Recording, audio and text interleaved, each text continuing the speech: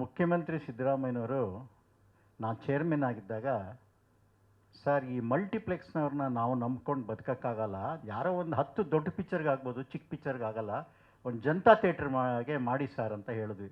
ಪಾಪ ಅವರು ಇಮಿಡಿಯೇಟಾಗಿ ಆರ್ಡ್ರ್ ಮಾಡಿ 50 ಲಕ್ಷ ರೂಪಾಯಿ ಸಬ್ಸಿಡಿ ಕೊಟ್ಟು 50/80 ಸೈಟಲ್ಲಿ ಎಲ್ಲೆಲ್ಲಿ ಇರುತ್ತೆ, ಕಾರ್ಪೊರೇಷನ್ ಸೈಟ್ ಆಗಿರ್ಬೋದು, ಸರ್ಕಾರದ ಜಾಗ ಇರ್ಬೋದು, ಎಲ್ಲ ಮಾಡೋಕ್ಕೆ ಅನುಮತಿ ಕೊಡಿ ಅಂಥೇಳಿ 50 ಲಕ್ಷ ರೂಪಾಯಿ ಸಬ್ಸಿಡಿ ಇಟ್ಟಿದ್ದಾರೆ. ಆದರೆ ನಮ್ಮಲ್ಲಿ ಅದು ಏನು ದುರಾದೃಷ್ಟನೋ ಶಾಪನೋ ಗೊತ್ತಿಲ್ಲ, ಈ ಅಧಿಕಾರಿಗಳು ಅದಕ್ಕೊಂದು ಕೊಕ್ಕೆ ಹಾಕಿ ಇಟ್ಬಿಡ್ತಾರೆ. ಈ ಸೇಮ್ ಜನತಾ ಟಾಕೀಸ್ನ ಕೇರಳದಲ್ಲಿ ಮಾಡಿದ್ದಾರೆ. ಗೌರ್ಮೆಂಟ್ನವರು 135 ಥಿಯೇಟ್ರ್ ಮಾಡಿದ್ದಾರೆ. ಈ ವರ್ಷ ಇನ್ನು 500 ಕೋಟಿ ಕೊಟ್ಟಿದ್ದಾರೆ, ಇನ್ನು 200 ಥಿಯೇಟ್ರ್ ಮಾಡಿ ಅಂತ.